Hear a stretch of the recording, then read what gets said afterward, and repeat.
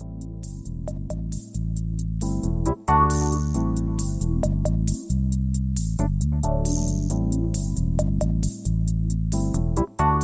listening to the After the Show movie podcast from ascully.com. Your weekly look at movies, video games, and more, brought to you by your hosts, A Scully and Sid Talk. We're addicted to movies. Are you?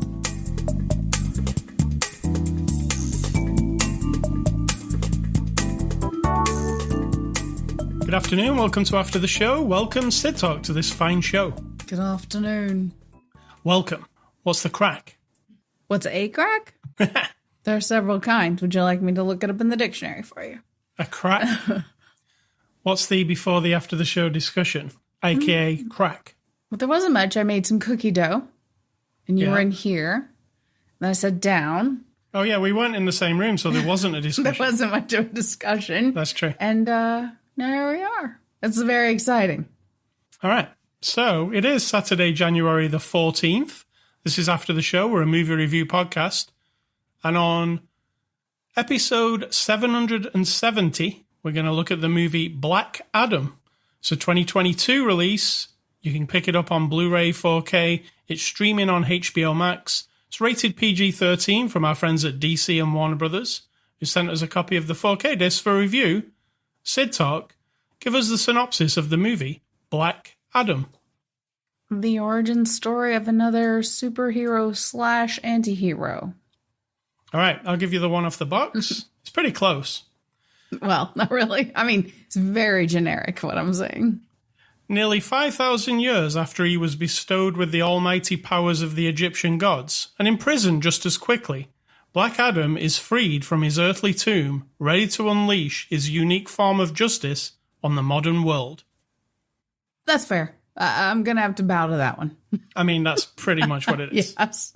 This is the latest movie in the DC universe of superhero movies. Sid Talk, how did you like it? I had a good time. I felt like it was quite fun. However, it isn't perfect. And I don't always understand where the writers of either the comic book or the story or the origins of these superhero / villains or whatever come from. But so we start off with this guy. We get the little origin story from how he came to be. Then someone wakes him up, right? He's been entombed for 5,000 years. Very standard stuff there. Yep. He wakes up and instantly we have these arrogant fuckers from like the Justice Society, whatever that is. I was gonna say Marvel. It's not Marvel. Is it Discount Justice League? it's not. I don't even mean that. I just mean they instantly say he's a villain. We have to go either destroy him or put him back where we got him, right? Or entomb him somewhere. Like we have no one bothered to write the story in a way that really explained that. Why they would they filled it in later by going, oh, yeah, but we read some ancient text that told us you had some rage and you could destroy the world. So could all of you dickheads. Yeah. Every single person who has superpowers can destroy the world. And they're so arrogant. This has just kept coming in my mind. The Justice League, the Justice Society, the Avengers. They're all really, really full of themselves, aren't they? Because at any time, when they're trying to stop these who they don't even understand, because he's obviously superpowered, right? Yeah. At any time, they too could turn on the world or enslave the world because they can, but they're all righteous and shit. So I just kept thinking that the whole way through. You give this guy a chance. So you were on Black Adam's side. Yeah, because he didn't do anything wrong. There was a guy in ancient, wherever he lives, who was going to put on this crown that's imbued with the spirits of hell, essentially. And then he was going to be a dictator. And he had already been a dictator, tyrant of the country. And Black Adam comes to avenge the loss of his family and, of course, to bring down this tyrant. And he does. End of the bad guy. So I don't understand how is that bad. So see, I don't really come at it the same point everybody else does. So the whole time through, I'm like, why are you giving him so much crap? Yeah. Just let him do his thing. Well, one of the things in the movie, which I wish they would have gone further with, is that Black Adam, which side, is he bad, is he good, or he kills people, but they made it so it was always, like, bad guys that he killed. He never really, like, killed a load of innocent people. I don't know about that, because he's destroying a city. So yeah, but the movie goes to a point of never showing you, like, a kid get killed. It doesn't matter. It doesn't matter. If you're a reasonable human being, you know that there are people in those buildings and in that street who are also being killed, so they have a problem. All right, so to me, the movie doesn't go far enough. It needs to show you that people are getting killed, or say it even. It doesn't. It doesn't say... There's not even a news report afterwards. One guy, the hawk guy says, innocent people are dying. That's, one line. Yeah, but it's so vague. Yeah. It's like... And I know it's a PG-13 movie, so we can kill bad guys, but we can't kill, like, innocent people. Bad guys are fine to kill, right? Apparently, in PG-13 movies. You're supposed to kill them. They're bad guys. Yeah, but are you? Yes. You could not kill them and, like, do like a Scooby-Doo where they just bump into each other and fall over or something. Yeah, but those aren't actually bad guys. They're bad guys. They go to jail.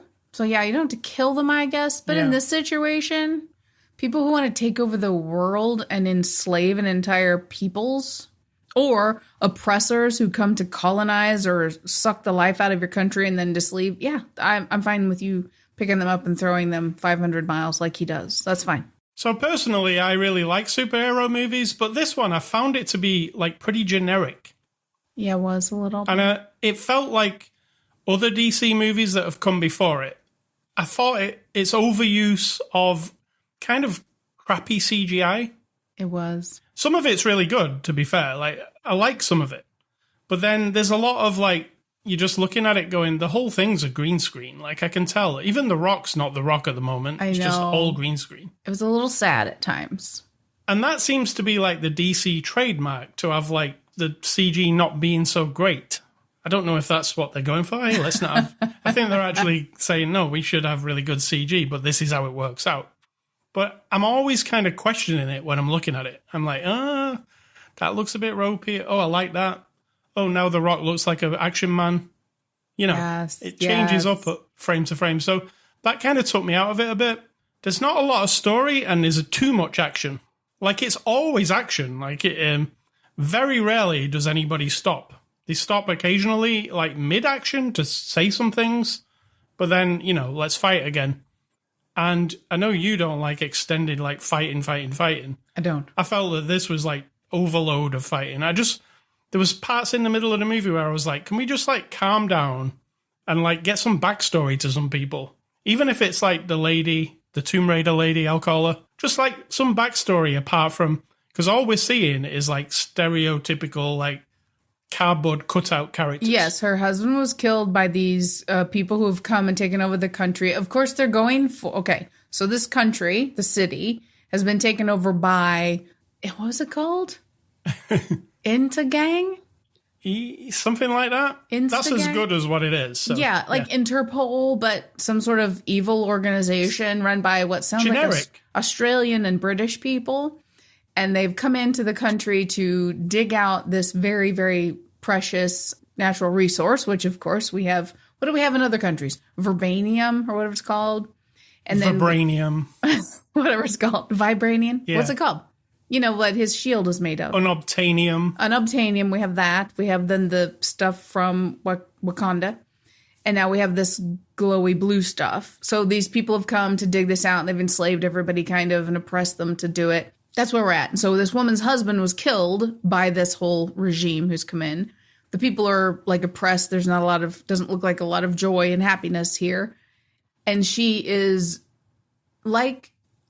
this is going to sound blasphemous, so bear with me, but she's a bit of a Princess Leia, right? Yeah. She's sort of trying to kickstart revolution, stand up against your oppressors, blah, blah, blah. So that's her. That's it. That's all there is to her. And she has a son. Right. And he's very intelligent and quirky and rides a skateboard. So yeah, cardboard cutouts. Cardboard cutouts. I don't mind a movie being full of action. In fact, I like action. I just felt this had too much action, which is a weird complaint to have. Not only did it have too much action, it also, like, introduced characters where I felt, even though I know for a fact I'm supposed to know what's going on and who they are. Like, why is the Fonz somebody? The Fonz is on a cell phone. What's that? Yeah. I don't know. I was like, have I missed one of the movies? Because I don't know who these people are. Like, that happened a lot. And I'm like, no, we haven't missed any movies. This is all new stuff that's not being telegraphed very well to us. It was very weird. Didn't that feel like you were supposed to have seen another movie? Like, I actually thought, oh, well, you know me, I forget shit all the time. So I'm like, oh, it's somebody I just forgot about. Yeah. And then when they introduce like these, what are they called? Justice Society. There's like this lady they're pretty cool. There's a lady, Cyclone, she's called. I'm like, am I supposed to have seen Cyclone before? Or is she... I hate to break this to you, but they're not that cool. They look kind of cool. But visually, I thought they did look cool. They literally do nothing. No, it's like we need some other superheroes. Yeah, so it is something that you've never heard of. They did nothing, unfortunately. It was kind of like Scarlet Witch in the very first time we meet her. She doesn't do much. Right. Right? So they develop her into, obviously, WandaVision. These two new characters are just filler. It was very sad. And it's not just these two new characters. Like, Amanda Waller turns up on a screen, who you've seen in many of the DC films, and she's talking to a guy. She needs to lighten up. And I'm like, who is this guy? Like, she's talking to. Is this a guy we're supposed to have seen before from Suicide Squad or something? I don't know him. And then it's like, oh, he's Hawkman. And I'm like, I feel lost. Like, I feel like that nobody's introducing anybody. They're just appearing on the screen, and you're supposed to know what it is. Getcha. And it happened a lot during the beginning of the movie. And then the movie felt like it was going to be Suicide Squad again. And then it didn't. And then I also found some of the thing to be really confused and almost abridged. So they get Black Adam in the middle of the movie and they put him in that underwater thing. And then, like, literally 8 minutes later, he's back again. Like, it felt like it was at the end of the movie. It felt too quick, though. Everything felt too quick. Well, here's what happens. They capture him. He has to say Shazam so that they can then lock him away because they still think he's bad because he's very, very powerful. So then they lock him away. Then a few minutes later, we find out that there's another guy who's coming from hell who has equal amount of powers. And now we have to wake him up and bring him back out of his underwater But it was all so slumber. Quick. It was. And the bad guy, I guess, the eventual bad guy was so lame. It made me sad. Do you remember the Justice League, that bad guy at the end of that, where we were like, this is the most lame thing we've ever seen. They're just in a big circular room fighting some big CG thing. This was worse than that. I mean, I have to remember, I did start by saying I had a good time, which I did. I had a fun time. I enjoyed it. But well, I has all these things going on. I enjoyed some of it, but I could see glaring errors and just I felt like I'm not being informed properly, which means the script isn't the best, right? Or the world building is not great because we're immediately supposed to understand everything, I think, in this movie. Yeah. Like everything. You're just like, oh, okay, these Justice Society. If you don't read the comics, you're like, okay, I know the Justice League. Is this the same thing? I don't know. Hold on. They're in a plane similar, but similar to the Justice League. And they're superheroes who are doing good. You know, it showed you the big castle that they live in and the ship came out of the floor and everything. And you're like, well, I need like 20 minutes in that castle or something to tell me what this is. Like, I don't understand it. I don't understand what's happening. I mean, you can assume all you like that I've read the comics, all the comics, but I haven't. And neither has anybody, I don't think. See, now you know how I feel when I'm watching a movie and I'm like, okay. Yeah. I get it. I'm not fully in. I don't have the whole story in my head. But the people who have written this do. And they're forgetting that people like me exist. That's how it felt. I'll give you a weird example of how I felt. We watched the Veronica Mars movie, but we never watched 1 second of the Veronica Mars TV show. So when we watched the movie, you know, you could understand it, but it was clear you were missing a lot of things. Because anytime somebody wanders into the room, you know, oh, that's probably like a beloved character, but they're nobody to me. I didn't feel that, though. See, I felt that for this. No, for Veronica Mars, I felt like it was fine just as it was. Yeah, see, to me, I felt like I was missing a lot of stuff. And that's exactly what I felt here. I mean, I'm a fan of superheroes. I don't read comics week to week, but I've read enough comics in my life I just have never come up against the Justice Society. Yeah, the Justice Society inside the same universe as the Justice League. Yeah. It's very weird. I mean, I'm not a writer, so I'm not trying to like throw shade on anybody. Is that what the kids still say? Throwing shade? I think that's probably 2 years ago. Well, then I'm right on time for my age. For my age bracket, I'm right on time. You know, I have a thing about storytelling. Now, I can watch something that's completely frivolous and stupid or lame or really shallow, like a zombie movie, and totally have a good time. And I did have a good time with this. But after it's all over, it is like empty calories. I kind of cared about the people, but then I'm over it. I don't care about the world. They don't make me feel like we're all at threat. So that's always a thing in a superhero movie. If you're not writing it in a way that truly makes me be like, holy crap. Like this devil guy who came in the last 7 or 8 minutes is going to destroy the world. I have no doubt in my mind he's going to be conquered by our little superhero people. So I have nothing invested because it isn't written in a way to make me dig my heels in, you know, like, damn, that's scary. Like once you see Darth Vader destroy Alderaan, right? Yeah, you understand yeah, you're like, oh shit, like wherever this thing goes, even though they destroyed it quite easily. But again, I'm being blasphemous. Wherever this thing goes, and this dude, Darth Vader and his Weasley overlord, they're serious. They're really serious. Like they'll just destroy a whole planet, and then you're like afraid. It's like, what movie did we watch? Was it just last week? No, Violent Night.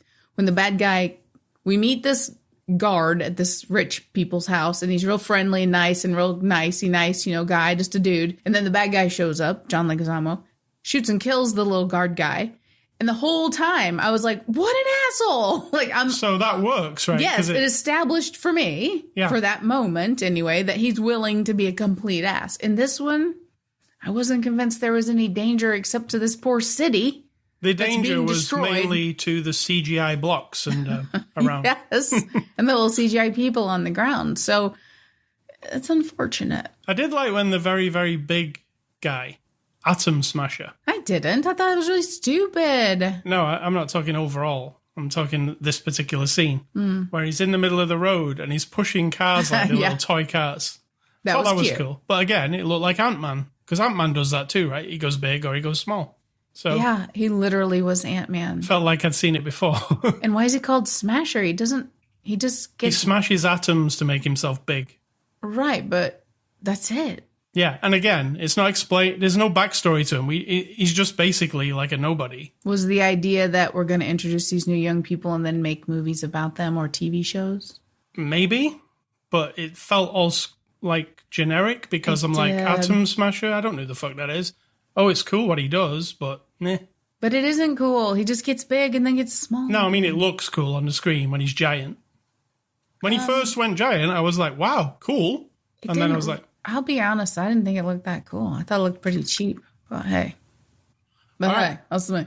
So we got the cast here. Dwayne Johnson is Black Adam. We didn't really speak about him much, but what did you think of Dwayne? He was fine. He was very serious.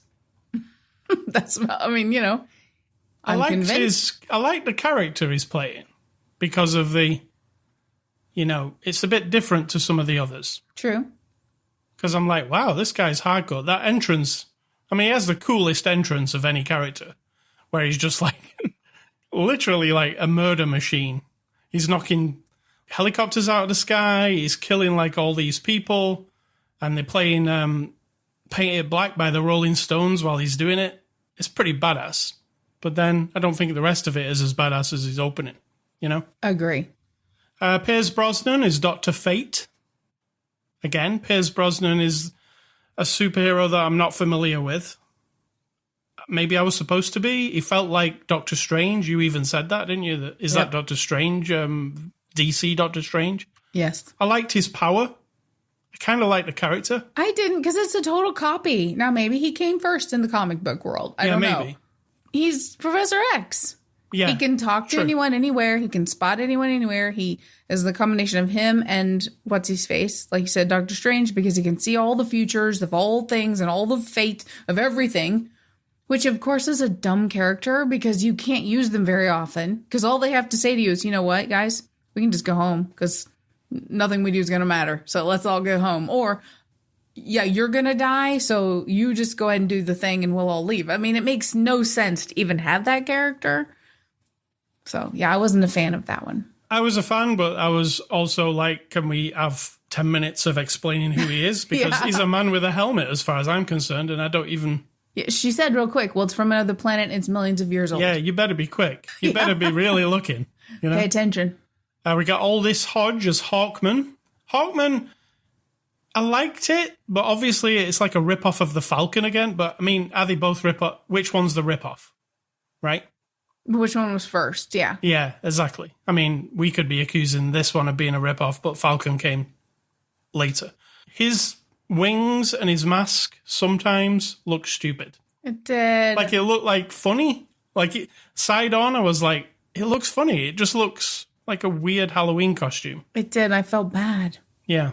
And they were all CG animated, his wings. And sometimes they look fine, but then sometimes I'm like, it's a bit dopey looking. I would have had a cooler costume. Noah Centineo plays Atom Smasher. We mentioned him. He grows big. He has to eat a lot, so they make a few jokes about him eating. But he doesn't really eat a lot. He takes like 3 bites, and then that's it. We've got Quintessa Swindell as Cyclone. I really liked how she looked when she was gliding through the air. Mm-hmm. But the character herself she's given like 3-4 minutes of backstory, and then it amounts to her just swishing through the air every now and then. Correct. So you can't get to know her because you're like, oh, basically like there's about 3 lines that she says to Atom Smasher guy where you're like, okay, I kind of understand who she is, but... And you can tell she likes him. She's kind of like... But that doesn't really... you know? Yeah. But it doesn't... Nothing goes anywhere, or there's no payoffs to things. Correct. We've got Sarah Shahi as Adriana Tomaz. That's Lara Croft, I like to call her. She's the mother of... There's a boy in the center of this She's movie. the Princess Leia. Yeah. She was good. I liked her. And the boy, Bodhi Sabungi, he plays Amon Tomaz. He felt generic, as in I felt like I've seen that character before in superhero stuff. You know where you've seen him? In Transformers. You're right. Is the kid who like points hey, Optimus Prime over here. He's whatever, Lickstalker or whatever his name was. Which one? In Transformers, the guy. Yeah, I know what you mean, yeah. Yeah. Yes. What was his funny name? I forget. Yeah. But yeah, he's the... Not Lickstopper. He's basically, in this movie, just a signpost, so superheroes can find him every now and then. And he's young, and he rides a skateboard, and he's brave, and he's very smart, and those are all great, but then that's it. Yeah, generic. This is directed by Jaume Collet Serra. He directed The Shallows, which I really liked. Orphan, which you know. I liked Orphan. You're not as big a fan. Goal 2. And then he did a load of movies with Liam Neeson. Non-Stop, Run All Night, and The Commuter.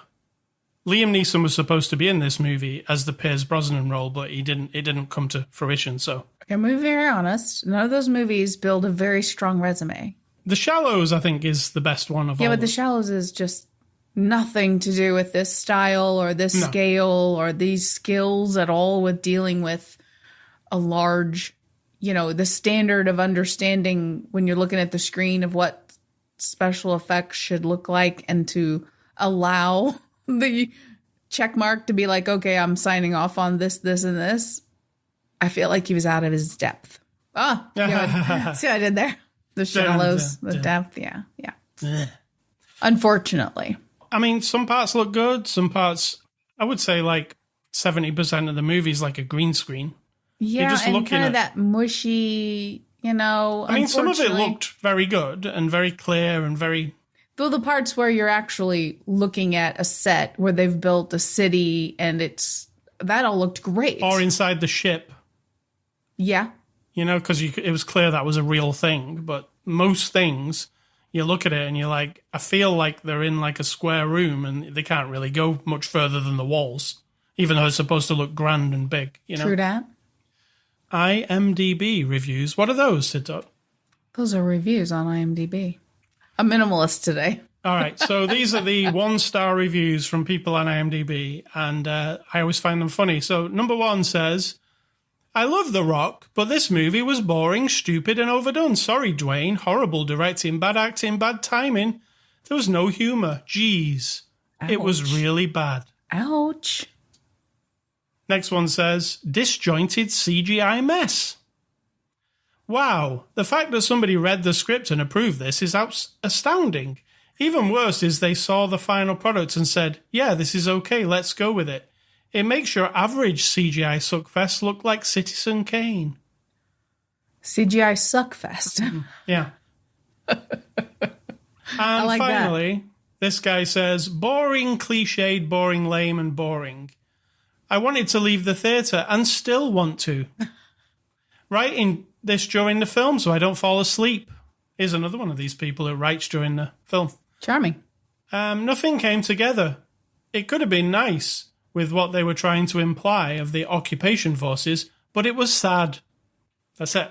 I don't disagree with the idea that, okay, so one of the themes of the movie is these invasion forces have been in this city and country for 27 years. When these quote-unquote superhero justice society group, team, whatever they are, show up, the lady says to them, why are you here now? No one ever comes here to save us, which means they've never seen Superman. I mean, they know they exist, right? We've acknowledged in this world superheroes exist. The kids got Superman posters and Thor and all that stuff, right? So they're aware of actual superheroes, but they never come there. They're abandoned. No one ever comes to help them, right? Right. So I feel like that's a really good theme because they've been oppressed and controlled, but even the superheroes who could just come in one afternoon and like solve the problem like they do every other thing, they don't. And so that's an interesting thing to explore, and then they don't. So, yep. So extras, we didn't see any.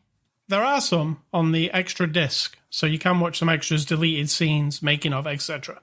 So, conclusion, I'm going to give a score to Black Adam. I'm going to give it a 6 out of 10. Even though I enjoyed it, giving it that caveat, I'm still going to give it like a 5.5. All right. It's about right, I think. Falls right in the middle.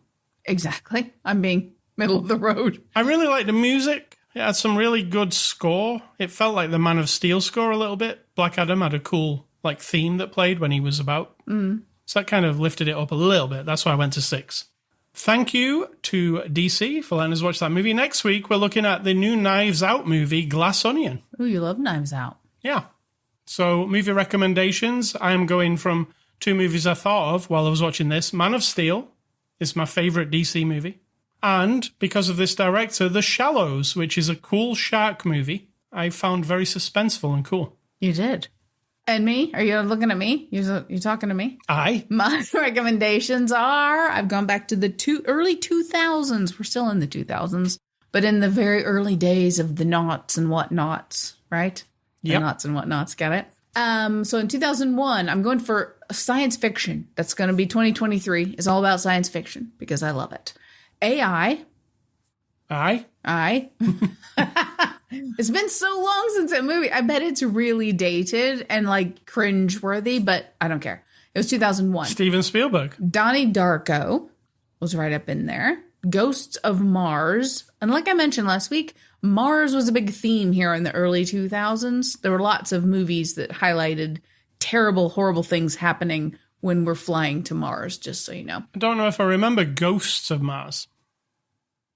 I don't remember if that was the Val Kilmer one or the other one. The Val Kilmer one was Red Planet, I You're think. right. Yeah. So Ghosts of Mars was the other one. Another one. Planet of the Apes. So I dig the Planet of the Apes a lot. The Tim Burton one or the original? Well, this is the year 2001. Correct, So Tim Burton. do the math. Okay. And then in 2002, we have 28 Days Later, a combination of my science fiction / zombie love. Danny Boyle. Correct. One of the best zombie movies, I think. Yeah, because it was unlike anything really that I'm aware of. I mean, I haven't seen every zombie movie, but I'm working on it. Yeah, it's a good one. And 28 Weeks Later followed it, and that was also good. It was all right. He's talking of making another one. 28 years later. Okay, 28 years later, we could just... But I want, you know me, I want the story to be good. Zombies and good story. I know, they don't always go together, but they can. That's true. I mean, it's a virus It is. that takes over humanity. Maybe it's I feel like we could probably draw on that and make an interesting story. Maybe we need to get a bit more distance between the real one and us, you know? Maybe. All right, so Scully stuff. I've been playing a game which you didn't see, but I'm going to talk about it. It's called Children of Silent Town on the PS5. It's a old school point and click adventure. Do you know these type of games, Sid Talk? Kind of. Where it's all hand drawn. It's cool and spooky looking, and it's about this town where there's a forest surrounding it, and there's creatures out in the forest that will eat and kill you. And the people in the town, Silent Town, that you have to be quiet, kind of like a quiet place, because if you make any noise, sing, talk, you know, anything, it can get terrible. Like the creatures from the forest can come and kill them. Well, this is a quiet place. And while that sounds like it's presented in like a fun art style that's like hand-drawn pencils, you know, it looks really cool looking. Now, the main gameplay of the game is, you know, you're going through this story with them, and it's point and click, which is like the old Lucasfilm games where you're like finding an area on the screen and you click in and maybe going inside a house. Then when you're inside the house, there's things that you can examine. And the game is comprised of a lot of different puzzles. So, like, you'd have to get a thing and put it in it. Let's say, get a key, put it in a lock. You open a door, you find out what's behind it. So this is an escape room. It's not exactly that, but it's that style of finding the items in the game to progress further. Like, you know, we've got to get through this gate, so where's the key? So you have to go and look around, and you'll eventually find a key.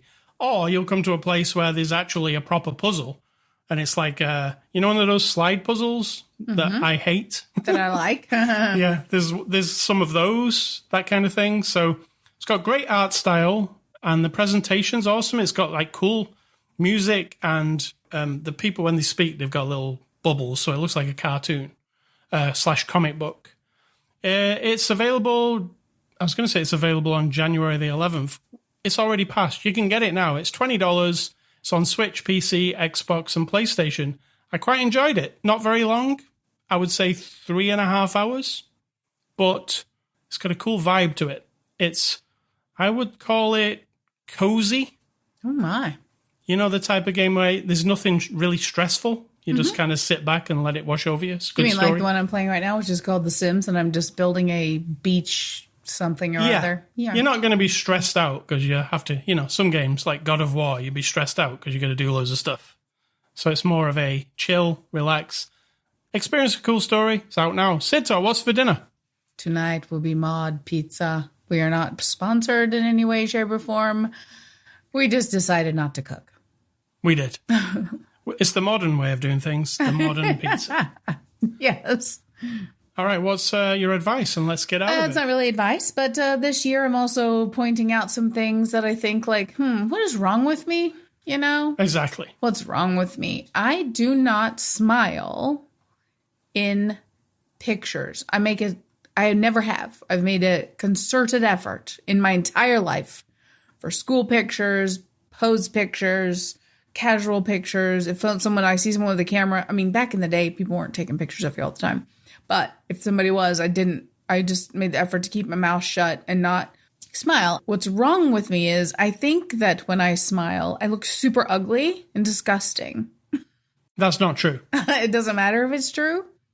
This is what's wrong in my brain, right? There's a thing in there that says when I've looked at pictures of myself when I'm smiling.